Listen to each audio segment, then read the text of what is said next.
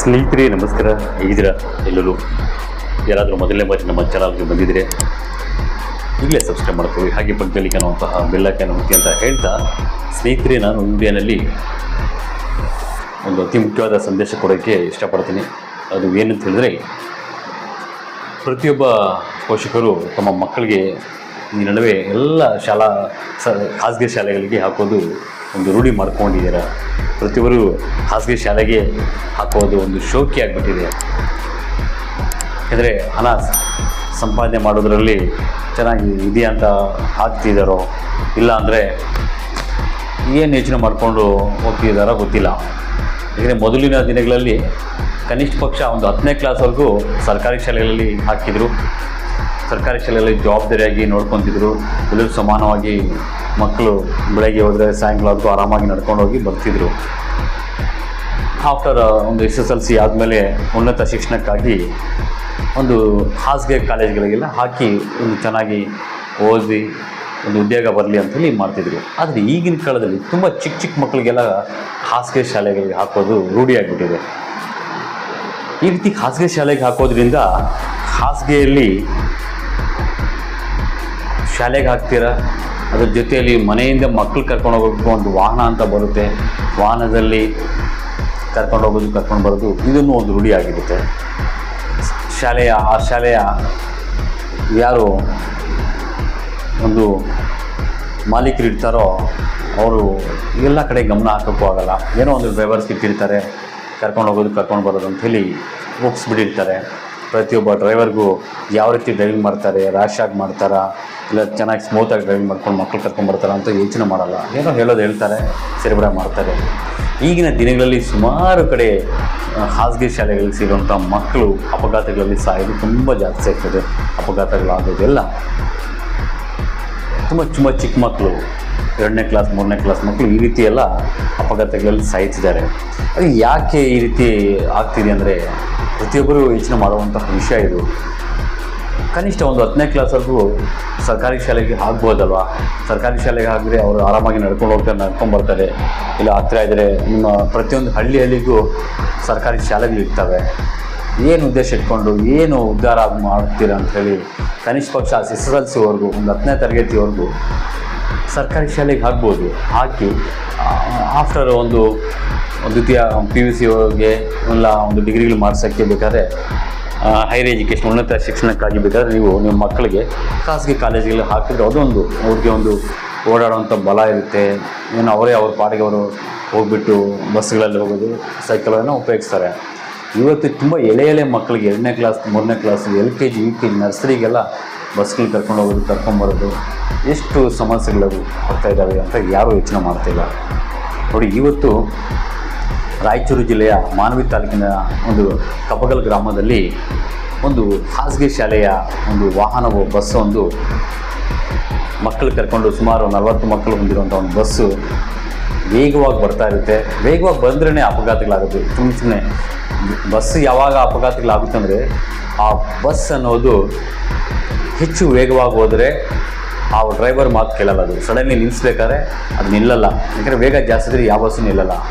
ಯಾವಾಗ ನಿಲ್ಲುತ್ತೆ ಬಸ್ಸು ಅಂದರೆ, ಸಡನ್ಲಿ ನಿಲ್ಲಬೇಕಾದ್ರೆ ಆ ಏನು ಲಿಮಿಟ್ ಇರುತ್ತೆ ಆ ಬಸ್ಸಿನ ಲಿಮಿಟ್ ಸ್ಪೀಡ್ ಅನ್ನೋದು, ವೇಗ ಅನ್ನೋದು, ಆ ಲಿಮಿಟಲ್ಲಿದ್ದಾಗ ಆ ಬಸ್ ಎಲ್ಲಿ ಹೇಳಿದ್ರೆ ಅಲ್ಲಿ, ಎಲ್ಲಿ ಬ್ರೇಕ್ ಹೊಡೆದ್ರೆ ಅಲ್ಲಿ ನಿಲ್ಲುತ್ತೆ.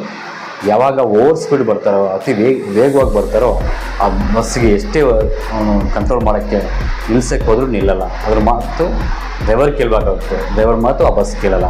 ಆ ರೀತಿಯಲ್ಲಿ ವೇಗವಾಗಿ ಬಂದಿರುವಂತಹ ಮಕ್ಕಳನ್ನು ಹೊಂದಿರುವಂಥ ಖಾಸಗಿ ಶಾಲೆಯ ಒಂದು ಬಸ್ಸು ಏನು ಮಾಡುತ್ತೆ, ಒಂದು ತಿರುವಿನಲ್ಲಿ ಕಪ್ಪಗಲ್ ಗ್ರಾಮದ ಲೋಯಲ್ ಶಾಲೆ ಅದು ಬಸ್ ಇದು 40 ಮಕ್ಕಳು ಹೊಂದಿರ್ತಾರೆ. ತಿರುವಿನಲ್ಲಿ ವೇಗವಾಗಿ ಆ ಕಡೆಯಿಂದ ಬರ್ತಿರೋದು ಸರ್ಕಾರಿ ಬಸ್ ಬಂದು ಸಡನ್ಲಿ ಇದ್ದಕ್ಕಿದ್ದಂತೆ ಈ ಬಸ್ಗೆ ಡಿಕ್ಕಿ ಹೊಡೆದು ತುಂಬ ದೊಡ್ಡ ಮೊತ್ತದ ಅಪಘಾತ ಆಗಿದೆ. 40 ಮಕ್ಕಳು ಹೊಂದಿರುವಂತಹ ಬಸ್ಸಲ್ಲಿ, ಖಾಸಗಿ ಬಸ್ಸಲ್ಲಿ 7 ಜನ ಮೃತಪಡ್ತಾರೆ. ಅಲ್ಲೇ ಉಳಿದ ಸುಮಾರು 17 ಮಕ್ಕಳಿಗೆ ಗಂಭೀರವಾಗಿ ಗಾಯ ಆಗುತ್ತೆ. ಯಾವ ರೀತಿ ಗಾಯಗಳಂದರೆ ಕಾಲುಗಳೆಲ್ಲ ಮುರಿದೋಗಿರ್ತವೆ, ಕಾಲುಗಳು ಎಲ್ಲೆಂದ್ರಲ್ಲಿ ಬಿದ್ದಿರ್ತವೆ. ಆ ಕಾಲುಗಳು ಮುರಿದೋಗಿರೋದ್ರಿಂದ ಮಕ್ಕಳು ಅಳುವುದು ನೋಡಿದ್ರೆ ಎಂಥವ್ರಿಗೂ ಕಣ್ಣೀರು ಬರುತ್ತೆ. ಆ ರಕ್ತ ಸ್ರಾವದಿಂದ ರಕ್ತ ಹೋಗ್ತಿರುವಾಗ ರಕ್ತ ಬಸ್ಸೆಲ್ಲ ರಕ್ತ ಹೊಂದಿರುತ್ತೆ, ಆ ರಕ್ತ ಹರಿದು ಹೋಗ್ತಿರುತ್ತೆ, ಕಾಲುಗಳು ಮುರಿದೋಗಿರ್ತವೆ. ಆ ಮಕ್ಕಳಿಗೆ ಎತ್ಕೊಂಡು ಹೋಗೋ ಪೋಷಕರು ಎಂಥವ್ರು ಎತ್ಕೊಂಡು ಹೋಗ್ತಿದ್ರೆ ಕಾಲಿಲ್ಲ ಅಂತ ಮಕ್ಕಳು ನೋಡಿ ಕೆಲವರು ಆ ಘೋರ ಘಟನೆ ವಿವರಣೆ ಮಾಡೋಕ್ಕೇ ಆಗಲ್ಲ. ಆ ರೀತಿಯ ಘಟನೆ, ಆ ರೀತಿಯ ಅಪಘಾತ ನಡೆದಿದೆ. ಇಲ್ಲಿ ಖಾಸಗಿ ಶಾಲೆಯ ಬಸ್ಸು ಡ್ರೈವರ್ದು, ಚಾಲಕಂದು, ಸರ್ಕಾರಿ ಬಸ್ ಚಾಲಕಂದು ಇಬ್ಬರದು ತಪ್ಪಿದೆ. ಯಾಕಂದರೆ ಯಾವುದೇ ಬಸ್ ಒಂದು ತಿರುವುಗಳಲ್ಲಿ ಆಗ್ಬೋದು, ಯಾವುದೋ ಒಂದು ತಿರುವಿದೆ ಅಂದರೆ ಎಂಥ ಬಸ್ ಡ್ರೈವರ್ ಚಾಲಕ ಆಗ್ಬೋದು. ಇಲ್ಲಿ ವೇಗ ಯಾವ ರೀತಿ ಇರಬೇಕಂದ್ರೆ ಬಸ್ಸಿನ ವೇಗ ಸಡನ್ಲಿ ನಿಲ್ಲಿಸುವಂಥ ವೇಗದಲ್ಲಿ ಇರಬೇಕು. ಅತಿ ವೇಗ ಆದರೆ ಯಾವುದೇ ಬಸ್ ನಿಲ್ಲುವುದಿಲ್ಲ. ಆ ರೀತಿ ಇವತ್ತು ದೊಡ್ಡ ಮೊತ್ತದಲ್ಲಿ ಅಪಘಾತ ಆಗಿ 7 ಜನ ಮಕ್ಕಳು, ಚಿಕ್ಕ ಮಕ್ಕಳು, ಆ ಮಕ್ಕಳು ನೋಡಿ ಇವತ್ತು ಒಂದು ಶಿಕ್ಷಕರ ದಿನಾಚರಣೆ ಇರೋದ್ರಿಂದ ಮಕ್ಕಳು ತುಂಬ ಶಿಕ್ಷಕರಿಗೆ ಯಾವ ರೀತಿ ಅವರು ಒಂದು ಶಿಕ್ಷಕರಿಗೆ ಶುಭ ಕೋರ್ಬೇಕಂದ್ಕೊಂಡು ಆ ಮಕ್ಕಳು ಏನೇನು ಇಟ್ಕೊಂಡಿದ್ರು ಅವ್ರ ಪೋಷಕರು, ಆ ಮಕ್ಕಳು 7 ಜನ ಮಕ್ಕಳು ಮೃತಪಟ್ಟು 17 ಜನ ಮಕ್ಕಳಿಗೆ ಕೈಗಳು ಕಟ್ಟಾಗ್ಬಿಟ್ಟು ಅವ್ರ ಮುಂದಿನ ದಿನಗಳಿಗೆ ಯಾವ ರೀತಿ ಬಹುಶಃ ಅವರು ಅಂಥೇಳಿ ಯೋಚನೆ ಮಾಡೋಕ್ಕೆ ಆಗಲ್ಲ. ಈ ರೀತಿಯ ಸ್ನೇಹಿತರೆ, ಇಂಥ ಘಟನೆಗಳು ನಡೀತಿರೋದು ಪೋಷಕರು ಯಾರೆಲ್ಲ ನಿಮ್ಮ ಖಾಸಗಿ ಶಾಲೆಗೆ ಸೇರಿಸಿರ್ತೀರೋ ಆ ಖಾಸಗಿ ಶಾಲೆಯ ಮಾಲೀಕರಿಗೆ ತುಂಬ ಎಚ್ಚರ ವಹಿಸಲು ಹೇಳಬೇಕು. ಶಾಲೆಯ ವಾಹನ ಯಾರೆಲ್ಲ ಚಲಾಯಿಸ್ತಾರೆ, ಅತಿ ವೇಗದಿಂದ ಹೋಗೋರಿಗೆ ರ್ಯಾಶ್ ಆಗಿ ಓಡಿಸೋವಂಥವ್ರಿಗೆ ಡ್ರೈವರ್ಗೆ ಇಡಬಾರ್ದು ಅಂತಲೂ ಹೇಳಬೇಕು. ಅದರ ಜೊತೆಯಲ್ಲಿ ಆದಷ್ಟು ನಮ್ಮ ಮಕ್ಕಳಿಗೆ ಸರ್ಕಾರಿ ಶಾಲೆಗಳು ಹಾಕೋದು ಉತ್ತಮ ಅನಿಸುತ್ತೆ. ಕನಿಷ್ಠ ಒಂದು SSLC ಆದಮೇಲೆ ಉನ್ನತ ಶಿಕ್ಷಣಕ್ಕಾಗಿ ಬೇಕಾದ್ರೆ ನೀವು ಖಾಸಗಿ ಕಾಲೇಜ್ಗಳಿಗೆ ಹಾಕಿ.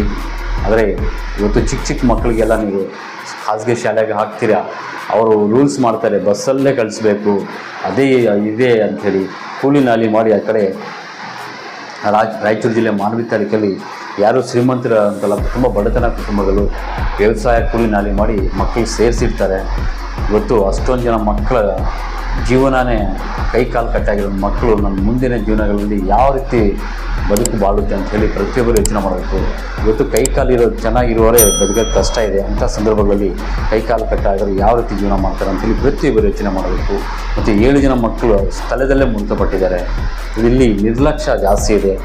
ಇಲ್ಲಿ ಚಾಲಕರದ ಅತಿ ವೇಗ ಮತ್ತು ಪೋಷಕರು ಸ್ವಲ್ಪ ಯೋಚನೆ ಮಾಡಿ ಕನಿಷ್ಠ SSLC ವರೆಗೂ ಸರ್ಕಾರಿ ಶಾಲೆಗೆ ಹಾಕಿ ಅಂತ ಹೇಳ್ತಾ, ಈ ಸುದ್ದಿಯನ್ನು ಏನು ಅನಿಸುತ್ತೆ ನಿಮಗೆ ಕಮೆಂಟ್ ಬಾಕ್ಸಲ್ಲಿ ತಿಳಿಸಿ.